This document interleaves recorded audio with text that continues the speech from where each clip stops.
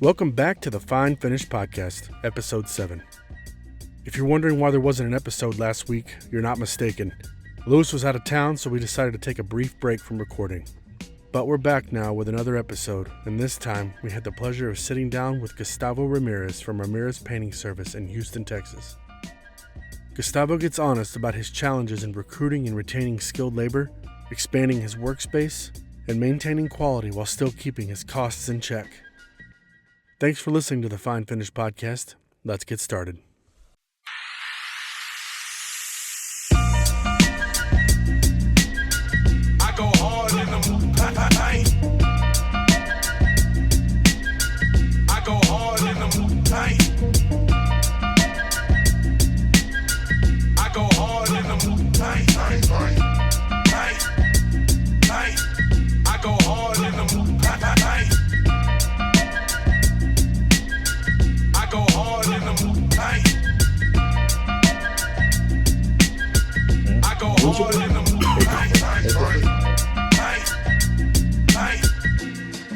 All right. You ready? Yeah. All right, cool. All right. Welcome back to the Fine Finish Podcast. What's up? What's going on? I got Matt and Lewis here as always, and we're joined by Gustavo Ramirez of Ramirez Painting here in Houston. All right. So, want to introduce yourself? Sure. Again, like you mentioned, my name is Gustavo Ramirez with Ramirez Painting Service. We serve the greater Houston area, mainly spring woodlands. Do all your interior, exterior repainting, also cabinets. Yeah. So Gustavo's been a loyal customer of ours since we've opened the store, and I think we've even met prior to us opening the store. Right? You went to a class at Cindy's place, right? Yeah, that was was it back 2019? I want to say. Well, it was COVID. I remember because we were all wearing masks That's in right. the pictures. So, yeah, 2020, 2021, something like that. Yeah. So it must have been earlier in COVID because, we all had masks on and we were all trying to do the distancing thing or whatever. So, it's crazy to think, we were doing all that. So, that was at Cindy Howard's place and her and Dana. And I think what did we do? We did stain, we did some paint. Yes. It was. I believe it was a 2-day event. Was it? It was a 2-day event. I believe the first day we did we was staining. We ran through the process of stain products, and then the second day was we applied some 1K. Yeah, if I remember. Yeah, absolutely. Yeah. So tell us about your business, man. How long have you been in business? What's how many guys do you have, girls? What's your operation look like? Okay, well, we've been in business, since 2018. 2018, we're in business. It was just me and my brother. We were just chucking and trucking, honestly. We started like most contractors, most painters, just concentrated on the trade, on, the tools and the paint. Eventually, we grew out of it, and then we worked on building a brand, bringing a brand identity, reputation, building our online reputation. And now, well, obviously, we've all grown up. We have all those things. Our crew is it's not a huge crew. It's a 3-man crew. But quite frankly, that's all you really need. And that's kind of wraps it up. Yeah, running a crew of 3 can be challenging in itself. What type of mix of work are y'all doing? I mean, you doing more interior painting, exterior painting, a little bit of everything? Well, if you think about it, yes, we do a little bit of everything. Not everything. We don't do epoxy floors, that's for sure. But just about that, if it stays still, we paint it. Exteriors, interiors, like I mentioned. We do deck finishing. So if you have a deck, we could restain that. We venture into some industrial, believe it or not. Do a lot of DTM, direct to metal coatings. That's a whole nother spectrum. And obviously cabinets. We come to fine finish supply for our materials, so only the best. That's only the best we use. Oh, that's awesome, man. So through this journey, so you started in 2018. What were you doing before that? Before that, I was working for another paint company. Okay. I was just, like I mentioned in the beginning, we were just some dudes in a truck. Sure. Just trying to make some money, really. Yeah, no, everybody's got to start somewhere, right? So, you were working. So, have you been primarily in the painting business your whole life, or have you done anything else before that? So obviously, when I was young, I had odd jobs, and my first job was at a car wash, and that was a learning experience. Then after that, I got into I worked for this concrete contractor. The patio, the concrete slabs, and that was very brief. After that, my uncles, they are painters in California, and they've been doing it for a very long time, and they're like, come work for us. And at the time, I was 18, and I was a very knucklehead, and I just they wanted to bring me into it and really grasp it, but I was just not into it at the time. Then later on, obviously, got married and had to get my things right. So then that's when I really took the trade serious. That's when I really started diving into it, really getting into the craft of achieving a finish, what to use, this tool, this, that. And I mean, it was nice because it's when you're learning to paint, you're learning the craft, and you're finding some satisfaction in it. I wasn't at that business hat yet. And it was great. It was absolutely been a great journey. Yeah. So what made you decide to start your own company and leave? Was it just a money decision, or? Well, I went working from a very horrible boss to me being one a horrible boss now. So it was basically that, just money, just trying to put food on the table, man. Yeah. I just got married, and I was like, I gotta pay my bills, and something I was like, hey, why don't I do it? And it was like, painting is easy. I could do this. I can do this on my own. And of course, that goes down the wrong rabbit hole. That's not the right way to start. But in a way, I'm kind of glad it did, because I mean, if I didn't go through the things I had to go through to achieve the success that we are now, if you will, I mean, we wouldn't achieved it. And I mean, you have to be able to take those losses. You have to take those losses. Yeah. That kind of mirrors what you were doing, right? Yeah. You had uncles, grandpas, dads doing it, and from what you told me, you kind of did that too. You didn't get right into it, but you've known about it your whole life, and then start a company. Yeah, I mean, it definitely was a money decision, and like what you're saying, I would say you really have to fuck some things up to learn those lessons, and especially, I think a lot of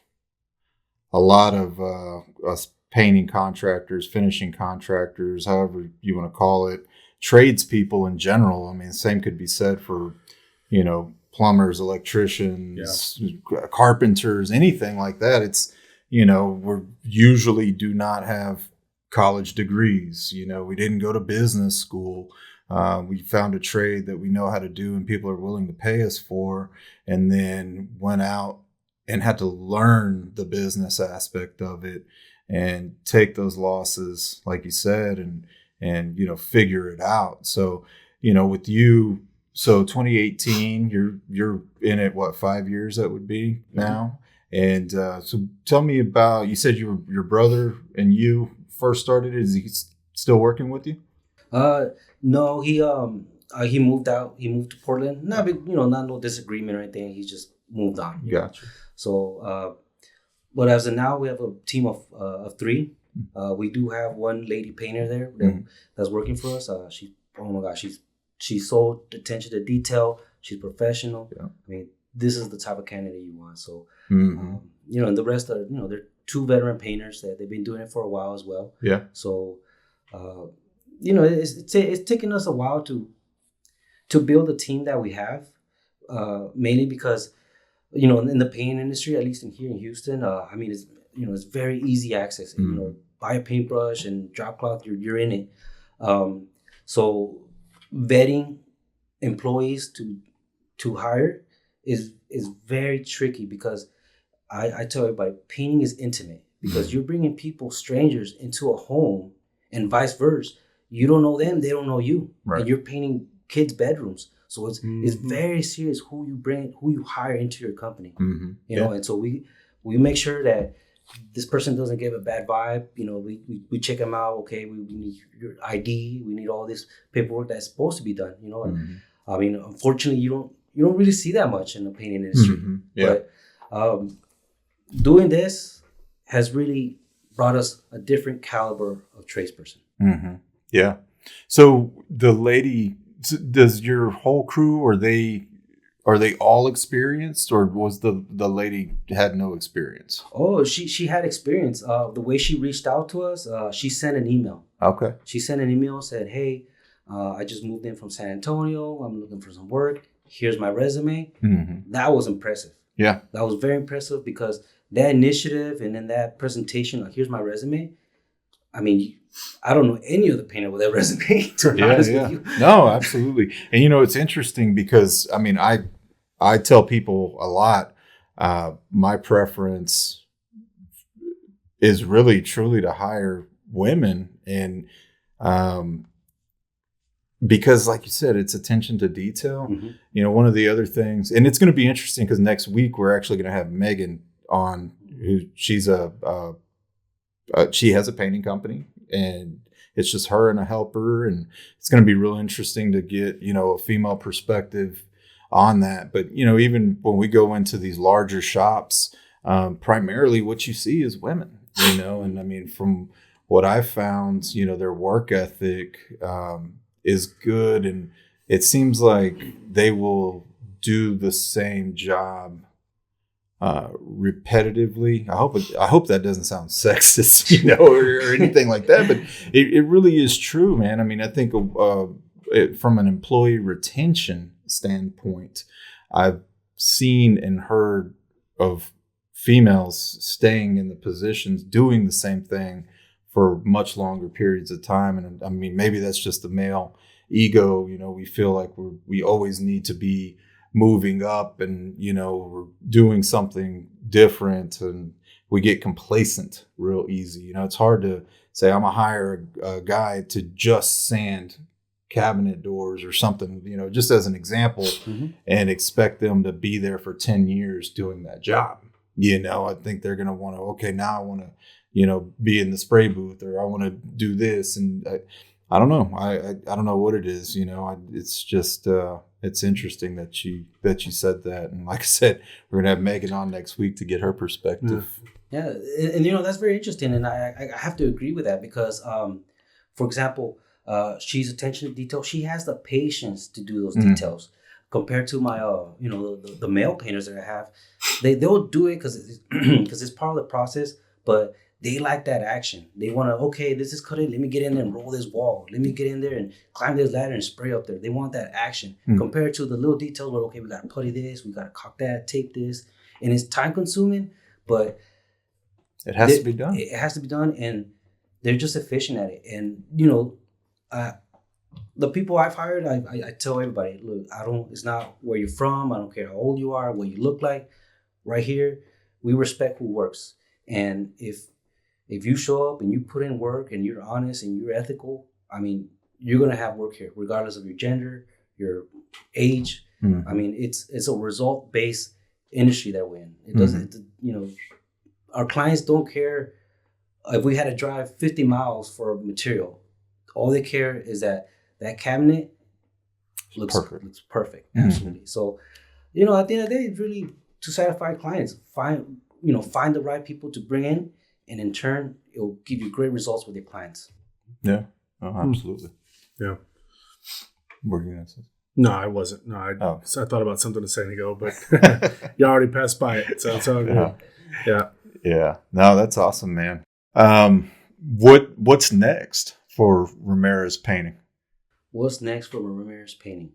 Well, our goal is to eventually have a shop, have a full warehouse shop, where we could, warehouse our stuff, warehouse our stuff, but not just that, but also have our cabinet process there. You know, have a spray booth, have the one-piece flow going. I mean, eventually that's our goal. Yeah.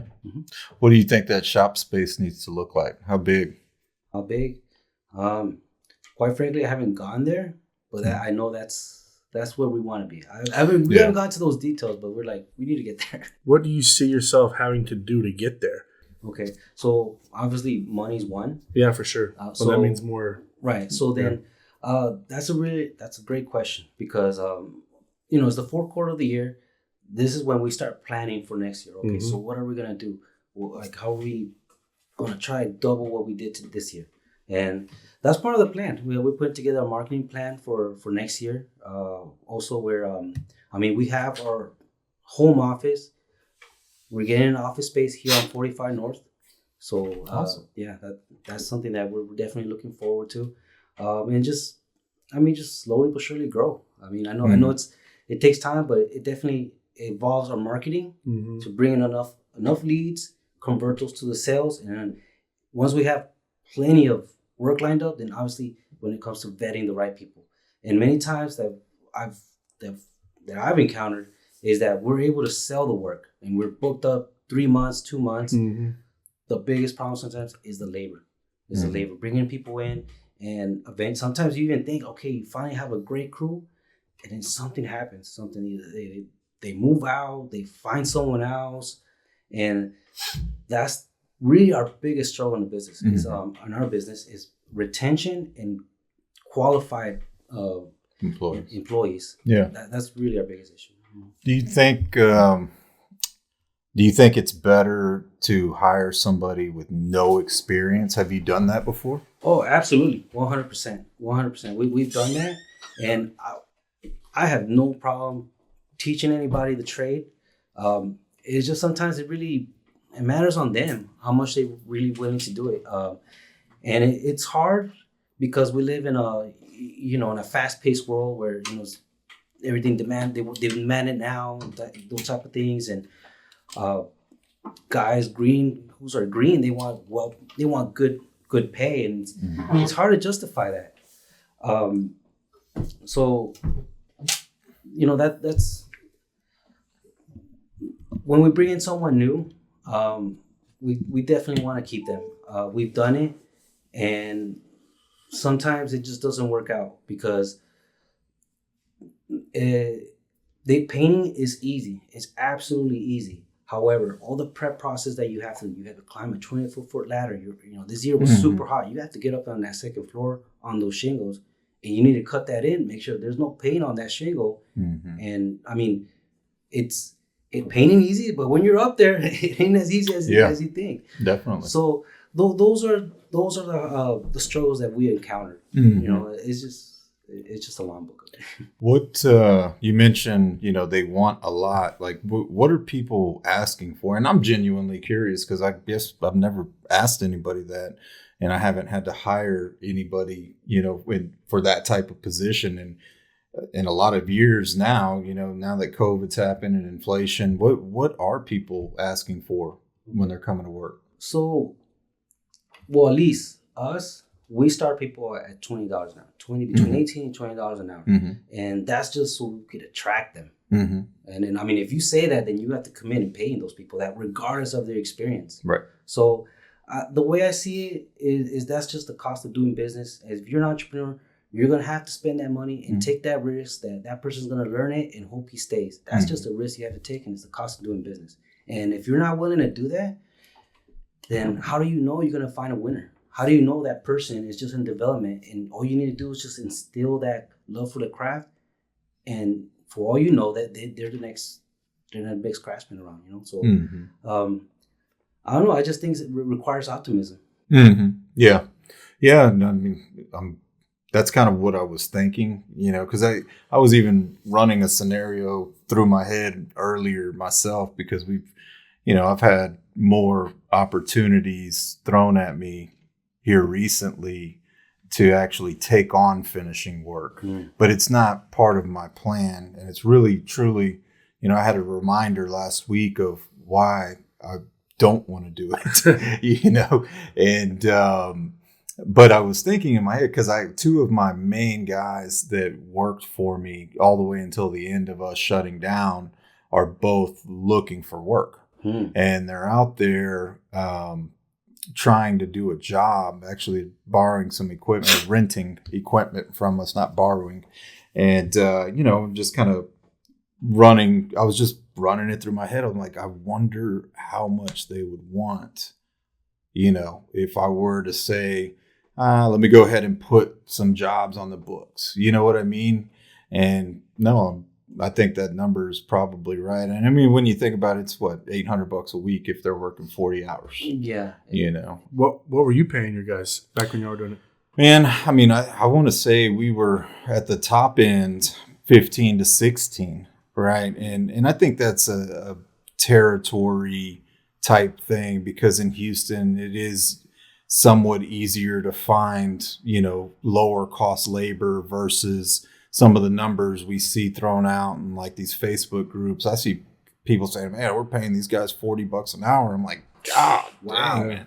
But if you live in, one of these states that, or California, probably. Oh, yeah. California, I believe you're there. Seattle, where the cost of living is New York. I mean, all those states that, one thing about Texas is that we don't have a state tax, right? So that's what's really, really attractive to people coming down here, is that we don't have a state tax. So, you have to imagine if you're getting your what is it, FICA or whatever taken out that we have here, plus a state tax, you need to make more money. You do. I mean, because that 800 after taxes, I mean, hell, you might be going home with $500, and who can live off of $500 a week these days? Oh. I mean, especially if you have a family. And I mean, really, I think that's the person that you would want to attract, is somebody that has a reason. They're supporting something. They're supporting their family. They're doing something like that, because those are the ones that are going to be committed and showing up and, working towards building, their skill set and everything like that. So absolutely. Yeah. And, so, I always say, like, man, well, you bring in new people and you got to train them. So you're like hovering over them and this stuff. And it's like, for some things, yes. There's some things, because, we could be very picky about what kind of tape you use on what surface. So, yeah, something like that we are watching over. But most of the time, I mean, if you're going to run a business, you got to systemize your production. You have to systematize, because if you don't systematize it, when you bring in these new people, they're just going to be like, what do I do next? So you got to have, like everybody talks about, standard operating procedures. You have these SOPs already on paper. If it's not on paper, it doesn't exist. When you bring in these new people, brief them, and then say, hey, Mr. New Painter, Mrs. New Painter, look, this is the project we do in the kitchen. We're starting today. You can see the crews prepping the floors, hanging plastic. Follow these steps, and it will guarantee you win every time. Absolutely. Yeah.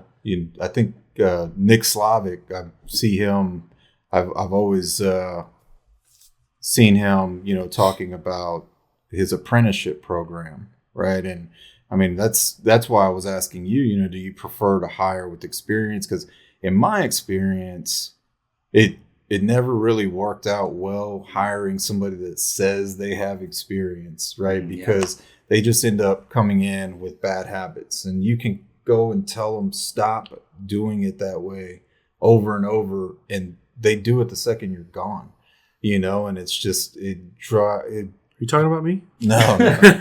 I'm talking about like actual tradespeople, and it would drive you crazy. And I guess, maybe paying more. I don't know. I don't know if paying more fixes the problem. I don't think it does. Well, I mean, oh man, definitely throwing money at it does not help. No. I've done that and it does not help. And even sometimes I've had this situation where I hired, like, these guys know what they're doing. They should know what they're doing. And even then, like,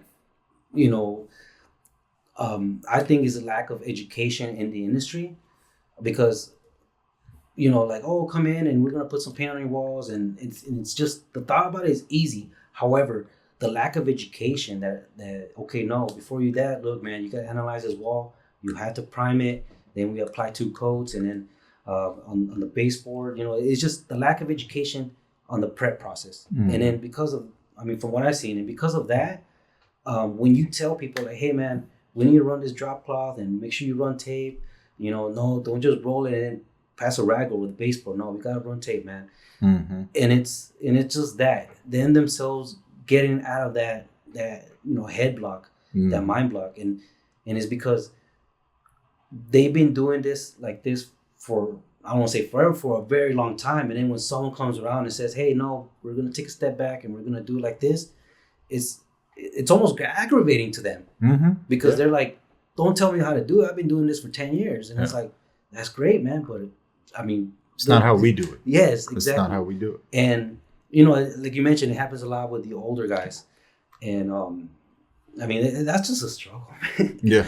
That's just a struggle that I just haven't gone over yet. Yeah, no, absolutely. And that's why, my preference, honestly, even here, we hire without experience, and it's worked out, for the most part, as far as what we need, it's worked out, right? There's other things that, might get in the way or something, but for the most part, it's working out, and we have the same struggles. I mean, you got a new person out back right now, and I think it's just human nature, and every business that you're in, it's always hiring and, employee retention and trying to keep everybody happy. Like I always tell people, being an entrepreneur in business for yourself, you're just trying to people please all the time. Like that is your full-time job, is keeping your customer happy, keeping your employees happy, keeping everybody happy, right? And vendors and everybody. Yeah. It's just like nobody's coming to you.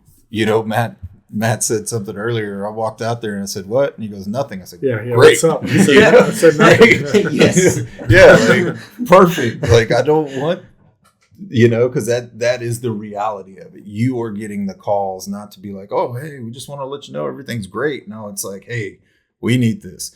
This went wrong." It's always something. Always something. Do you find yourself having to monitor your quality control more, since if you're talking about your employees, you have to teach them certain ways because you have a certain standard of quality, I'm sure, that you want to put for your end result, right? So do you have anything that you do that's like formal, or is it just kind of informal quality control? I guess you will say informal, but then again, I mean, all you really have to do is use your head. And if you look at a cabinet door and it's rough, I mean, it doesn't require somebody to tell you, hey, this might need to be reworked. Yeah. Mm-hmm. So, I mean, the people we hire, I mean, you gotta have to be at least put one and one together. Have one guy checking the other guy or something, or no. I tell them, this is what I tell them. I tell them, look, if you see something, call it out.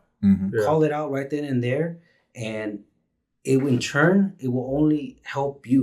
Because if you don't call it out and it goes on the wall or it goes back on the cabinet, then that's a setback. It's a setback. Now we got to take it off and we have to go refinish it. Rework. Exactly. And so that's all I do. I tell them, check it.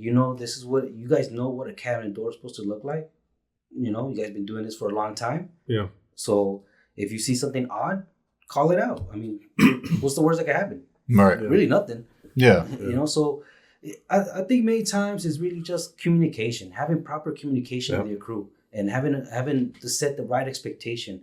In the drywall industry, there's the level 1 through 5, and 5 being the cleanest finish on there, and that's what I tell them. I'm like, look, right here, we're looking for a level 5 finish. So if we need to remove that caulking and putty this, patch that, let's go ahead and do it. So it's communication and setting expectations. Yeah. You talked about one piece flow, or you mentioned it briefly. And I mean, that is, for us, that was the biggest thing. And it was just stop.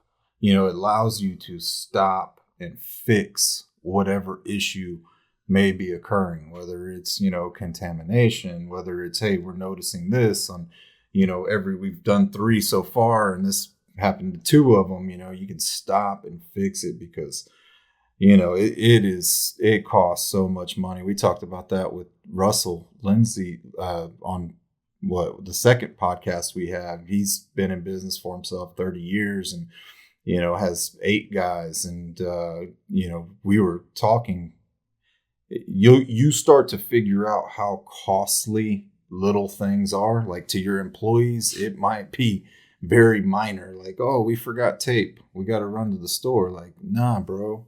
Like that you're going to cost me $200 just leaving the job site. You don't understand that. Yeah.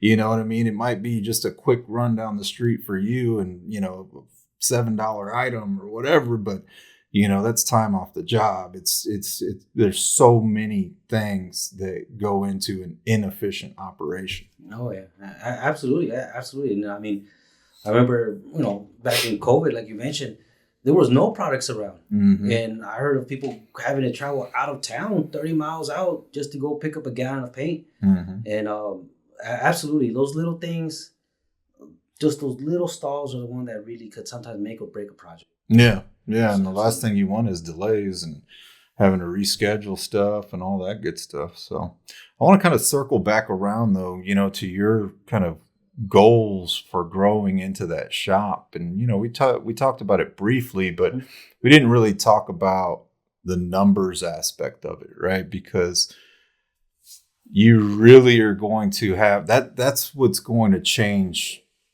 Once you start adding overhead, that's when it's a make or break thing, right? It either goes the right direction or it goes the wrong direction, because now you have a significant amount more overhead, because it's not just, your shop rent, it's your shop utilities, it's the insurance on the shop, it's, driving to and from the shop, it's, not having the convenience of eating lunch at home or some, just various things that go into it.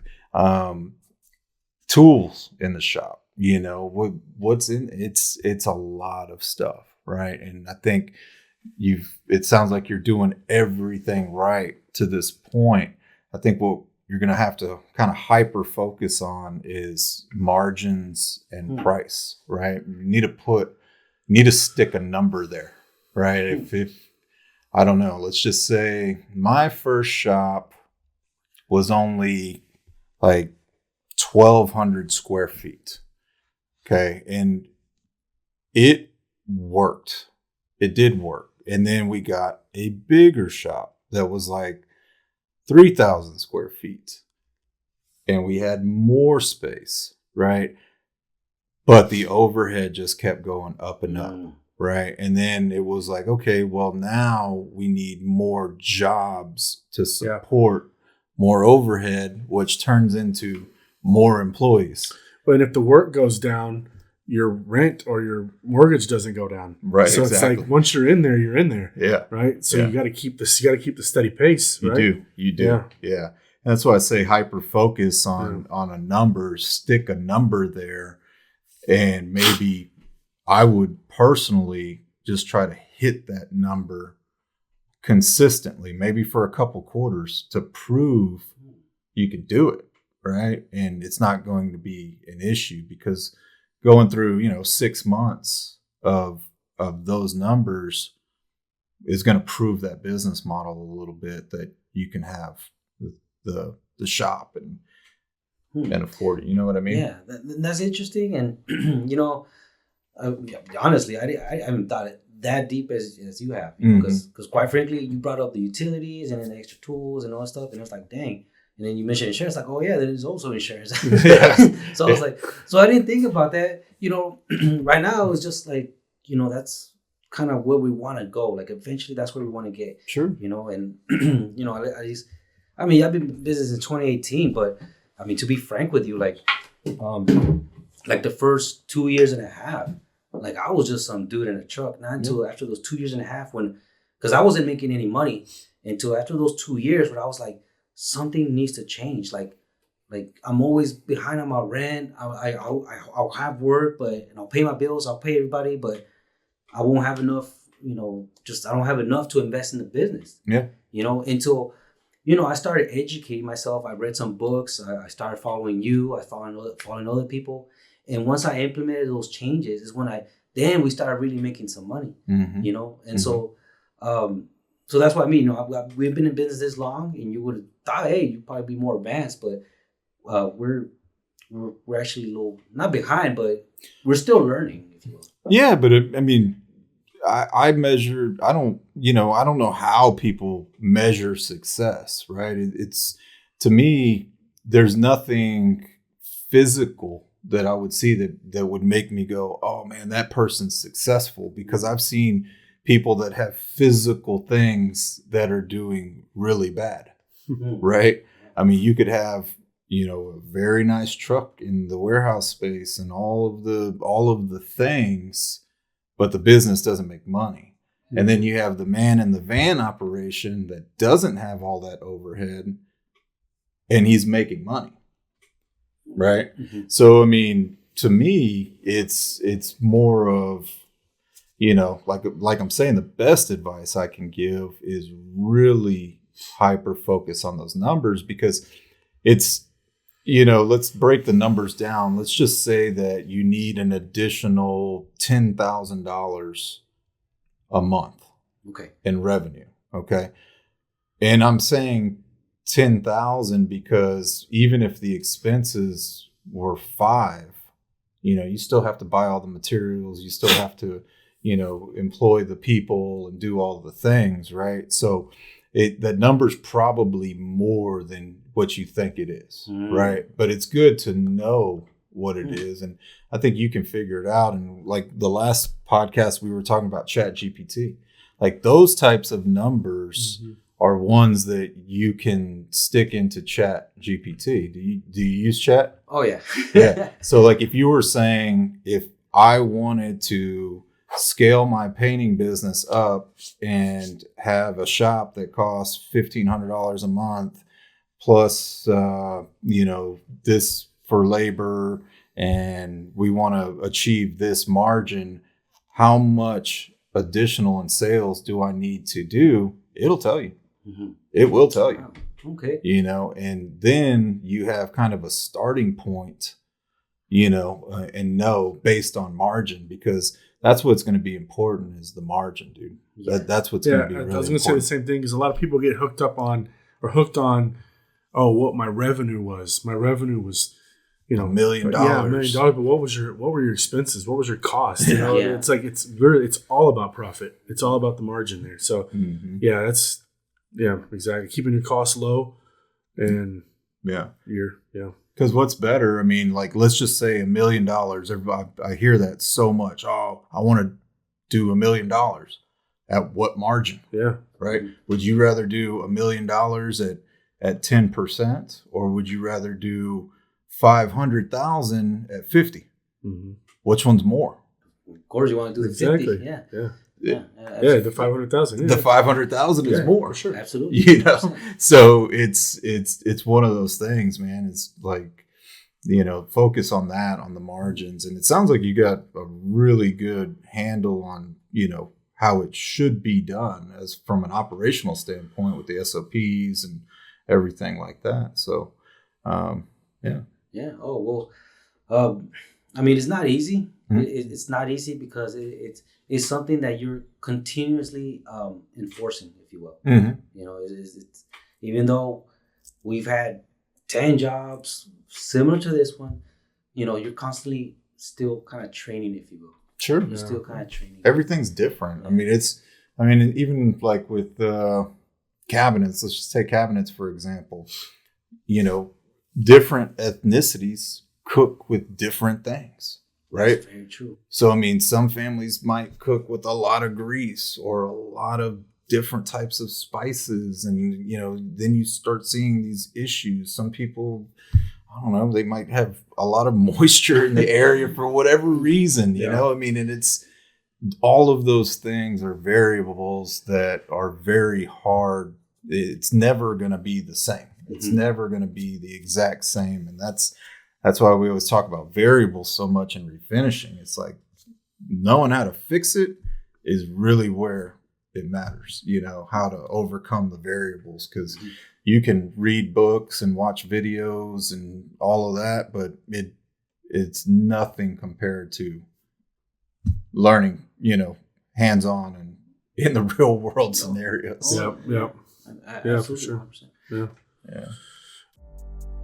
This podcast is brought to you by Fine Finish Supply.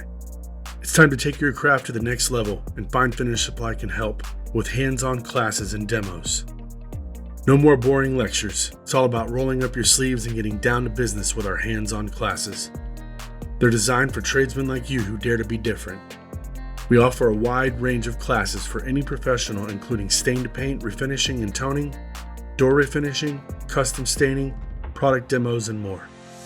And for our out-of-town attendees, we've got you covered too. Feel free to stay in our comfortable rent house so you can focus on honing your craft without the distractions of high-priced hotels. It's time to elevate your skills, boost your career, and become the legend you were meant to be. Visit finefinishsupply.com/events to find upcoming classes and demos in the Houston area. Don't wait, our classes are in high demand and you don't want to miss your chance to level up. And now, back to the show. So, man, have you ever thought about not having employees and just contracting the work out? I have. However, it's hard for me to find a good sub, and if I do find a sub, they're booked out. Mm-hmm. They're booked out, and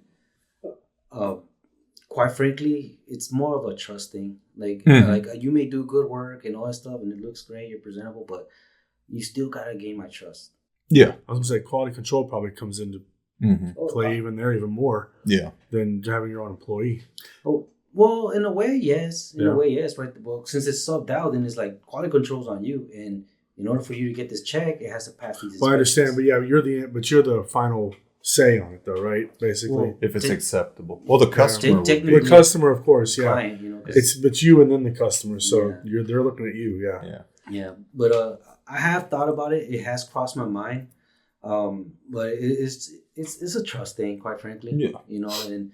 Maybe you can even call it head trash that I'm, not trying to get out of my way and just let people. Maybe that, I don't know. But for me, it's trust. I have to be able to trust you that you're going to take care of my client and that you're going to do an ethical job. Mm-hmm. So if I know that, then absolutely, hey, let's do some business. Yeah. And I think the customers that we have that simply contract everything, I see it as there's two parts of this, right? There's sales and marketing, and then there's completing the actual work. Mm-hmm. The guys that are contracting everything out, they're really good at sales and marketing, right? So they can contract it out. And I mean, to me, that does make sense, in that scenario, because you kind of wash your hands of all of the things that we were talking about with employees and the expenses. Yeah. I mean, you're going in there, and if you can convince somebody or build a relationship or a reputation to, a good one and fill a pipeline all the time, that makes sense to me, right? Because you have a lot of guys that are really, really good at doing the work, but they're not the best at sales and marketing, right? Yeah. And that's why I asked the question, because I know when you came in earlier, you said, "Man, we're busy," right? Yeah. And most of our customers, one of our really good customers was in here this morning, and he was like, "Dude, I haven't been this low in 8 years." He's like, "I'm getting paint for my house. I'm working on my house right now." Wow. And so it's such and that's why I was asking you about pricing, right? Because we kind of touched on this the last episode where it was just me and Matt talking. It's pricing. Like we're going to see prices coming down just based on the economy and everybody kind of needing work and desperate to get work. I mean, what do you do when you're desperate for work? You take what the customer's offering or what they're willing to pay. Yeah. Right. I mean, you have to, or you don't work. Yeah. Yeah, absolutely. And it's like, if you work for yourself and you're just out there, then it's like you just need work so you can feed your family and pay your bills. Right. If you got a business, like it's not just you and your family. Like the business eats every day. Yeah. So you gotta sell something. You gotta go out there, and if it's a $500 job, whatever, let's get it. And you need that cash flow. And the thing you were touching on earlier, that business model, some are just marketing and sales, and they're excellent at doing that, and that's great, man. That's awesome. I want to say the difference with us is that sales and marketing is extremely important with us. However, we don't want our service to be like a cold transaction where it's like, okay, we came here, I talked to you, and you pumped up for me to do your kitchen, and all right, well, see you at the end of the job. We're trying to build lifetime relationships with our clients. We don't want our relationship with our clients to be a cold transaction. We want to have a human connection with them. That we are a small business. We're human just like them. We're gonna get this job done for you, Mr. and Miss Homeowner, and you're gonna love it. And it's gonna be a personal experience because it's everything's home. Everything is in-house. Everything is in-house. Everything's in-house. And so, I mean, the clients see it because you're going into a house that's inhabited. It's already furnished compared to if you go to a new construction or this is a gutted house. Completely different scenario. And like I mentioned earlier, painting is intimate. It's very intimate. They're bringing in strangers. So I want to say that's the difference with us, regarding that standpoint. And then regarding pricing, absolutely. I've felt and I've been in those situations where like, dang, there's no calls coming in, and you're running your funds are running low, and I've been in that situation. I mean, fortunately for us, gracias a Dios, fortunately God, thank you. We've been busy. That model that we built, that try to build a connection with clients, has worked for us. Because that's what we go for. We try to make a human connection. Yeah, no, absolutely, man. That's awesome. Yeah, no, man. I know I've seen you. In the stages, growing and learning, and it's awesome to watch. And it's the whole point of our podcast here is, we want it to be very real. We want people to be able to tell their story, because I think when you look on social media too much, everybody's just really focused on the positive, right? You don't hear people talking about the struggles that they're dealing with. It's always wanting to post the positive, like, look at this completed job and how beautiful it is. Yeah, but how did you get there, right? I mean, what was the in between, like, to get to that end result? That's what people aren't saying or posting a lot of. Absolutely, and I feel like like on Instagram, it's a lot of glam. Like the cool music behind and the cool filter and and it is cool. I ain't gonna lie, it's cool, it's attractive, but does that really target your main client? No, it exactly. It doesn't. Hell, you may even forward the link to them and be like, wow, some very nice, cool videos you have there. Yeah, who cares? They don't. Right, exactly. And I mean, if you check my Instagram, I could tell you like, okay, on that job, I got my ass whooped. On that job, it was great, phenomenal client. However, we had a problem with production, and nobody tells it because, well, who wants to tell their losses? Everybody wants to show they're winning, And I think it goes too far where it looks like you're just continuously winning, but reality, for all you know, your company is operating at a loss. And I know that's what one contractor told me. He's like, you may see these companies here and you see their trucks here and there all over town. For all you know, they're busy, but they're not making any money. Right. No, exactly. I mean, we see that all the time. And, that's why I was saying, let's turn back around to talking about the shop and, kind of your goals, because I think the best advice, I want to give my customers the absolute best correct advice. I think I'd do you a disservice if I just said, oh yeah, dude, there's one right next door coming available. You should look at it, without knowing anything or saying anything about the numbers, because I have been there, I've done it. You see it, you've been to the events, you see how many people I talk to on a daily basis about this particular industry, right? And that truly is, like I said, that's our goal. we're hoping that people are listening and understanding and aren't afraid to reach out for help, because me and Matt were talking about it earlier, like, just, I'm going to go back to painting groups on social media in general. We, as a distributor, a lot of times I see a lot of really, really bad advice being given on how stuff should be fixed, right? Somebody's asking and saying, hey, I have this issue using Renner. We are a Renner distributor. We know everything there is to know about Renner, how it should be applied, how it can be fixed, and we know that the advice that we're going to give is correct. But then they get 30 different answers or responses. A lot of times you see it, well, no, use this product now on top of that. And it's like, well, you do that and you're screwed. We can't help you. And it's not because we're just saying, hey, you're screwed. It's because we don't test it that way. Right. I mean, the lab isn't going to go and buy everybody else's product and start mixing it all up and intermixing it on top of each other to see what happens. Like, it's not what they do. They have a system of primers and top coats, or stains and clears, and they test it extensively, right? And like for real tests, with equipment and a multi-million-dollar lab, right? It's real tests, right?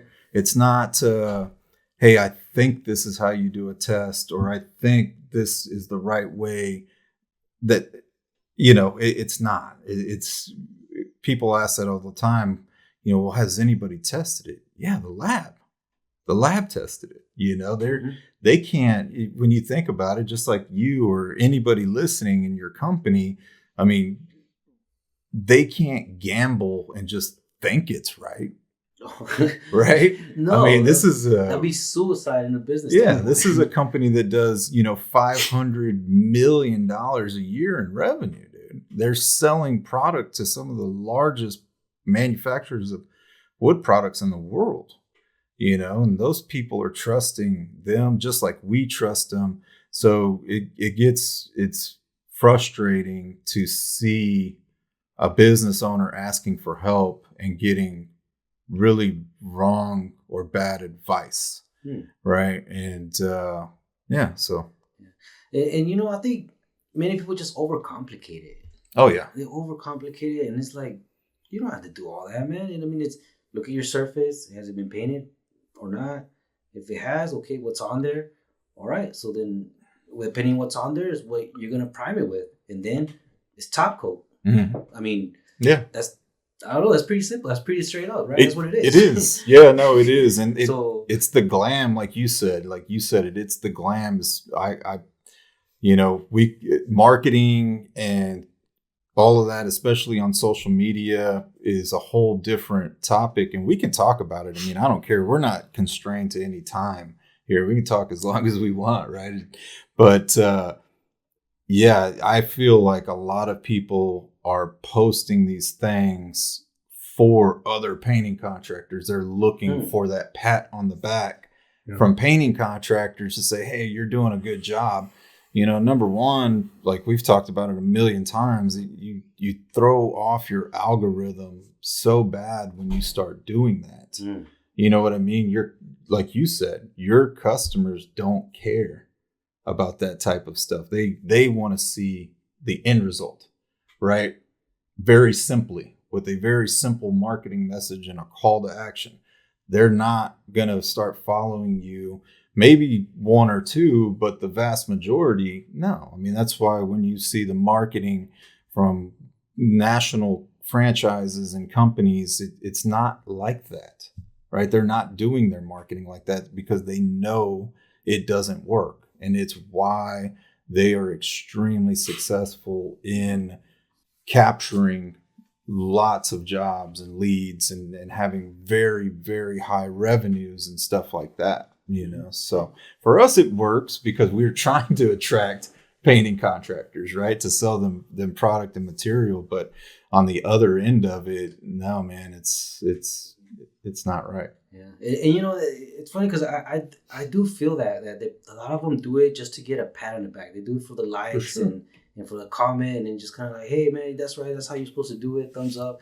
Yeah. And you know, like when it comes to the client, I mean, they like you said, I'm not against people posting on social media and doing your little glam videos, whatever. That's cool because that does help you in this SEO. Mm-hmm. You know, you want to post every day, social media, Google, on your Google My Business, so that way you're up there. Mm-hmm. You know, when someone looks up cabinet painter, since you're constantly posting, you're gonna be up there maybe on the first, second page, depending on your marketing strength. Mm-hmm. So it's just when you get too indulged in the social media stuff, and that's are you. You know, it's kind of like back in the days with the rappers, you know, like then there was those gangster rappers and then it was those studio rappers. Yeah. It's kind of like that, man. Yeah, no, actually, man, I agree 100%. It's very relevant to what we're talking about because, you know, once people start getting that acknowledgement, now all of a sudden they believe they are experts, right? And that's where it comes back to, well, how do you know? Is it because people were patting you on the back and saying you're an expert because you posted some videos and pictures?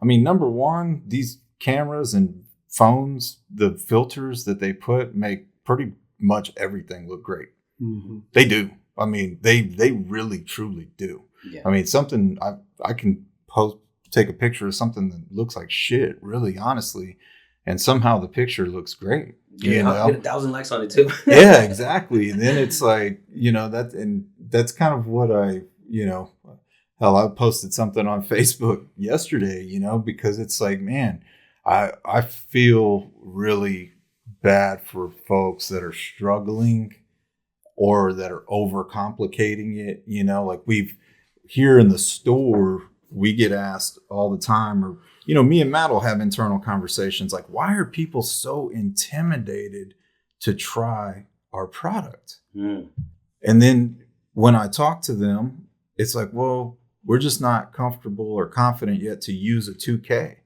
Well, don't. Yeah, don't use it. Don't use it. Well, I thought you had to. Why do you think that?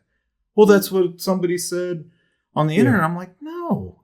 I'll give you an example. We had a guy drive here from Beaumont on a random Friday or something. Was it last Friday?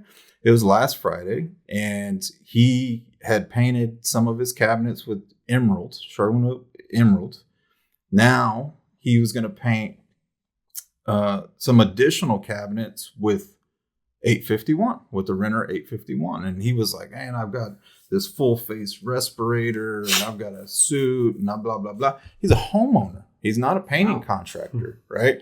And he had it in his head that he was going to use or had to use 2K. And he was really surprised when I was telling him, I was like, the majority of my customers are not using our products as a 2K system for residential cabinetry. And I explained to him, you know, why and what's the difference. And, you know, and then I told him flat out, I said, well, how is the emerald holding up? Well, it's been on there for a year and it's fine. Well, our product's going to be even better as a 1K, you know? So it's that type of thing that's really, really frustrates me. And then I get a lot of, I don't know, kickback or hate for it, that, you know, like I'm trying to, you know, be arrogant or like an asshole about it. And it's not, I'm genuinely trying to help people the absolute best I can. And I do get frustrated when I see a lot of really bad advice being given, because to me, it's like, well, you just want somebody to tell you what you want to hear then, right? If you're not willing to accept this as truth coming from, you know, a distributor, an authorized representative of the company, then you just want somebody to tell you what you want to hear, period. Yeah. You know, and that's not right. Right. That's not the right way. So, yeah. Now, what's your perspective on that? I mean, what you've... Yeah, I believe exactly what you... 100% I agree with that. And, you know, like I was telling you, sometimes it's lack of education. Sure. You know, some people they just don't know. And Yep. because someone said it online. And, you know, all these experts on Facebook, you know, I think back when 2018, I remember the painters chat room was a big thing and everybody was on there. And if you think about it, like more than half those people, you don't even see them anymore. Mm-hmm. And they were out there giving advice and they were like, yeah, I've been at this 20 years, 30 years, whatever. But you don't see them anymore. Mm-hmm. Why is that? You No. know? And I think, in my opinion, the same thing will happen with these refinishers. You know, these so-called refinishers. Right now they're out there, yeah, I've been doing this for this long. And here in 5 years, you probably won't even see them. Mm-hmm. You know, because they may look like they're doing great projects and wow, have really good clients. But all you know, you're probably not even making any money. And they're not making enough money to you know, for the long run, to build a business. Yeah. You know, so I hear what you're saying, but sometimes it's like, you know, let them talk. Sure. You'll see what happens down the line. Well, yeah, and I mean that is exactly what ends up happening. I think it more than anything, just from a business standpoint, I distinctly remember the very first video me and Matt made and put on YouTube. Matt was holding a camera and we had some half-ass audio thing, and my goal was to start working with Exalta at the time. Like we were trying to put something together, or half-ass put together, just something to show them and kind of prove like, hey, you know, people are willing to listen. But my goal for it was always, you know, to make money. It wasn't for any other reason besides that. You know, I genuinely wanted to work with the company so that I could say, hey, this is coming from, you know, the manufacturer's perspective, and we know the information's correct because we know that's what you need, because that's what I needed. That's what helped me. Like the second that I started going to manufacturer training events and started connecting with different, you know, true industry experts that have been doing it on that side, that's when things genuinely changed for me. Like just straight up, right? It wasn't going to like an internet influencers class. It was going to manufacturers training. When it really changed for me was, you know, when I was in that capacity and started going into everybody else's operations. That's when it really was like, oh my God, this is right. Like you pick up so much and you learn so much when you're in somebody else's environment and you're understanding all of their struggles, and you're understanding, you know, the scientific things behind coatings and abrasives that it's not really relevant to everybody, but once you know it and understand it, you know how to fix things, you know how to speak knowledgeably, train knowledgeably, you know how to not overcomplicate, you know, everything and explain it very simply. I mean, you know, just like working at Surf Prep, dude, I mean, learning, you know, how to measure how a scratch is measured on a profilometer, and, you know, just various things that I don't need to talk about them because I feel like it's just going to overcomplicate and confuse people. You know, if you try to throw too much technical knowledge at them. And our goal is just to have our customers be able to, like you said, prime it, top coat it, don't overcomplicate it, right? You don't need to. What are you working on? I'm always like, what are you working on? What is it? You know, I will tell you what you need because we know whatever we tell you need is correct, right? Yeah, absolutely. And you know, you mentioned going manufacturers training and stuff like that. And like, for example, the class I took with you was like back in 2020. Man, like if I didn't take that course, that 2-day course, dude, I wouldn't know. I would have been like these people that come in and are like, why use a 1K? I would not know. So definitely investing in education on the trade is a huge payoff, because if I would have known, about the renter staying, I still would probably be waiting for that door to dry. Yeah. You know? Exactly, man. So, I mean, most definitely, man. I mean, and, you know, I've heard it lately, you know, scare money don't make money. And if it costs you $300 or $500 on some education, do it, because it's for the long run. You're gonna, that education, that way you learn, you're always gonna know it. Yeah. And I mean, you can't go wrong with self-education.